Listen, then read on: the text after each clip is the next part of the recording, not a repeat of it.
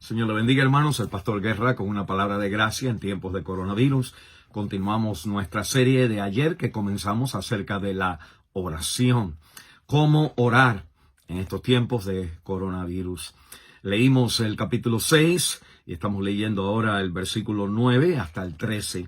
Dice así Jesús: Vosotros pues oraréis así: Padre nuestro que estás en los cielos, santificado sea tu nombre. Venga tu reino, hágase tu voluntad, como en el cielo, así también en la tierra. El pan nuestro de cada día, dánoslo hoy, y perdónanos nuestras deudas, como también nosotros perdonamos a nuestros deudores. Y no nos metas en tentación, mas líbranos del mal. Porque tuyo es el reino, y el poder, y la gloria, por los siglos de los siglos. Amén. La palabra de Dios me habló ayer en el versículo 6 hasta el versículo 8, de que hay 4 componentes de la práctica de la oración. Necesitamos tener un lugar preparado, necesitamos tener un tiempo separado, necesitamos proteger ese tiempo de toda interrupción y necesitamos nosotros traer palabras al Señor. Traemos palabras que son coherentes. No es repetir, no son repeticiones lo que hacemos. Y traemos palabras que no sea una lista de información, porque Dios sabe lo que nosotros necesitamos. Si nosotros hacemos la pregunta, pues pastor, ¿para qué orar? Porque ya Dios sabe todo lo que yo necesito. O la contesta es: la oración nunca es para darle información al Señor. La oración es para yo tener la oportunidad de abrir mi corazón y entender mi información del Señor, agarrar esa información y aplicarla a las necesidades que yo tengo. En esta mañana queremos entonces hablar acerca del contenido de la oración. ¿Por qué específicamente oramos? Y la Biblia entonces me va a hablar de estas palabras muy conocidas, que llamamos entonces el Padre Nuestro, o que mejor hubiera sido llamada y es llamada la oración del Señor. Y uno de los problemas que tenemos al leer estas palabras es que nuestra mente ya lleva desde que nuestras naciones, nuestros pueblos vinieron a existencia, pues nosotros tenemos ya metido en la mente el Padre Nuestro, la repetición del Padre Nuestro, y entonces hay una confusión acerca de el orar cuando miramos el Padre Nuestro. Por un lado, pues esta historia de que se nos ha inculcado a nosotros los hispanos de repetir el Padre Nuestro, pues nos dicen, pues ahí está en la Biblia dice que ora de esta manera, Padre Nuestro. Ahí está lo que dice la Biblia. Lo único que esa manera de usar esta porción de la Biblia es: la Biblia no se contradice en sí mismo. Si nosotros usamos el Padre Nuestro como una repetición, pues nosotros estamos contradiciendo el versículo 7, donde me dice: y cuando oréis y orando, no uséis vanas repeticiones, como los gentiles que dicen que creen que porque su mucha palabrería que serán escuchados. Digamos que yo tome el Salmo 23, el versículo 1. Jehová es mi pastor, nada me faltará. No, eso es una realidad de la Biblia. Pero digamos que yo tome eso y diga: Jehová es mi pastor, nada me faltará. Ahí estoy bien. Pero Jehová es mi pastor, nada me faltará. Jehová es mi pastor, nada me faltará. Jehová es mi pastor, nada me faltará. Jehová es mi pastor. Hay algo que no está bien. Usted no está hablando con la persona con quien usted le está diciendo: usted es mi pastor. Digamos que su niño venga a usted y le diga: mami. Y le dice: sí, mi amor, mami. Sí, mi amor, mami.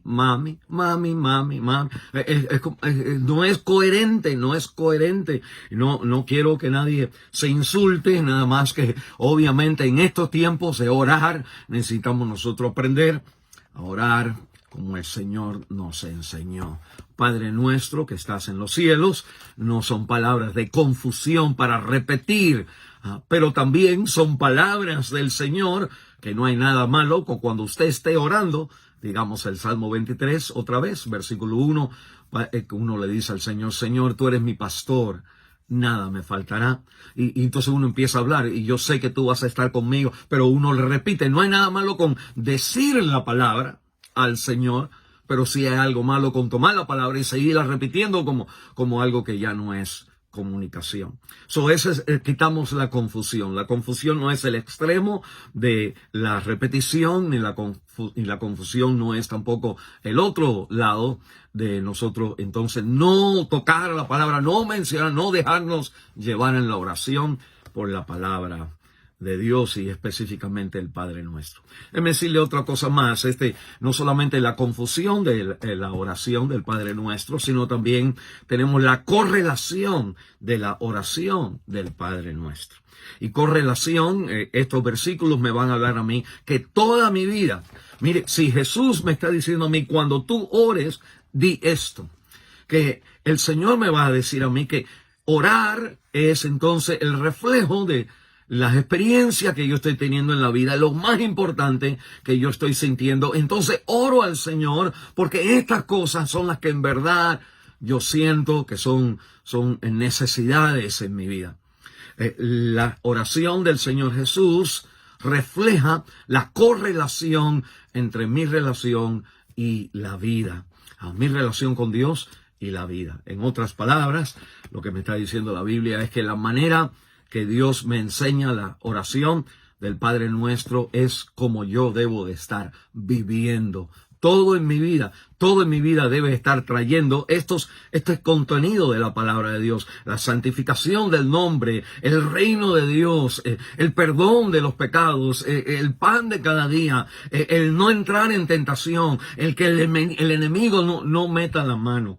Esas son las verdaderas cosas que yo debo estar pensando detrás de toda experiencia en la vida. Y por último, no solamente la confusión, la correlación, pero también aquí me habla de la comunicación. Y la Biblia entonces me va a hablar a mí qué es lo que yo debo de estar hablando a Dios. Y la Biblia me dice, el primer punto para entender la comunicación es que cuando tú oras a tu Padre. Y le dices a Él, Padre nuestro que estás en el cielo. Orarle a Dios no es una religión.